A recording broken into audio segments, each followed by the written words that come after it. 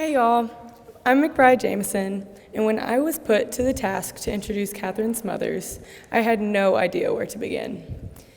Every conversation I have had with her has been quite literally unforgettable. Kathryn is one of the easiest people to talk to, and she will never fail to put a smile on your face when having a rough day. I remember when I met Kathryn for the first time in middle school, and she seemingly had no fear speaking to anybody that came her way, even though she was brand new to the school and was probably scared to be in a completely new environment.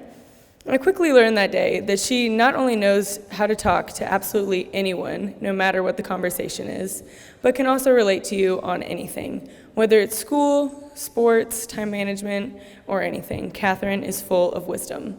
She is such a light to the class of 2022, and I know that she will bless you all with great wisdom today. And make sure to wish her a big happy birthday today. Let's give it up for the incredible Kathryn Nadina Smothers.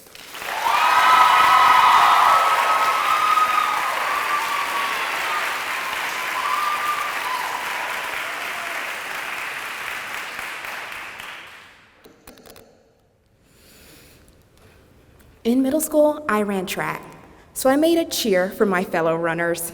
Hustle, hustle, humans have muscles. They also have a heart and a brain, nerve cells, yay!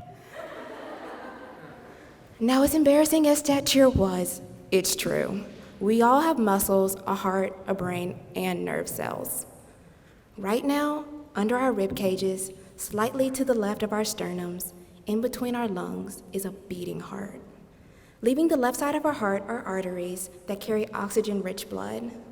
The arteries connect to the capillaries, which are small, thin vessels that are so thin that gas exchanges, waste exchanges, and nutrient exchanges can occur.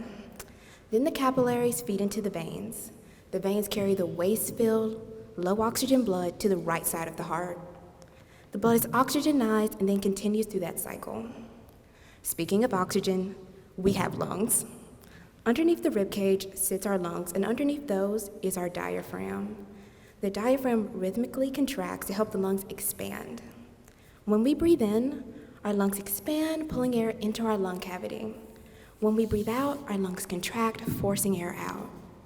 In each lung, we have a bronchus, which lead to the bronchioles that connect to the tiny, thin alveoli.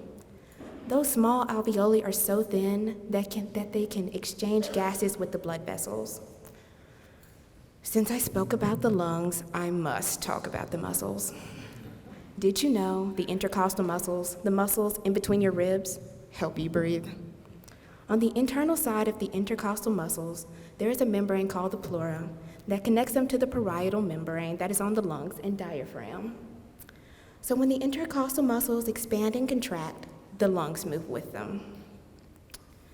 Now finally onto the nervous system, the last part of my cheer. There are two systems within the nervous system, the central and the peripheral. The central system consists of the brain and spinal cord. The peripheral system branches from the spinal cord and extends throughout the body. We all have a brain with 4 lobes and a spinal cord with many axons. And we all have specialized cells that respond to internal and external stimuli. If we're structured so similarly, then why do we feel so different from one another? Why do I sometimes feel different from everyone else? Sometimes I feel miscellaneous. Outside of the way our bodies work, we are very different. We have different hobbies, interests, ways of thinking, and ways of organizing. I have always been so busy trying to make myself similar to the people around me that I forgot we were already similar at the molecular level. There were times I was changing myself so much on the outside, I did not recognize myself. I cannot describe myself or explain who I was or how I was feeling, except miscellaneous. In my junior year, I learned a word from my feelings. I found myself in Miss Ray's creative writing class. I wrote this entry. You, someone I will not name here, gave me an identity. You made me feel special, not miscellaneous. While it may have been temporary, miscellaneous me was able to feel regular.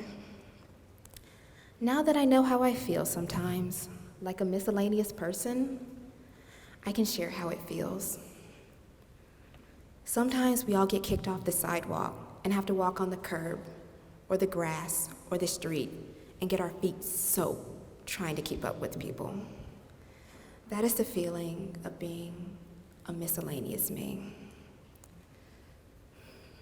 But this is not always me, and it doesn't happen every day. I know there are people sitting in this chapel who also feel miscellaneous sometimes. So sometimes I am miscellaneous me. Maybe sometimes you are miscellaneous me. One day I might figure out who I am beyond all this miscellaneousness. And while I'm changing who I am on the outside, I know, and you know, that on the inside, we are all the same. Thank you.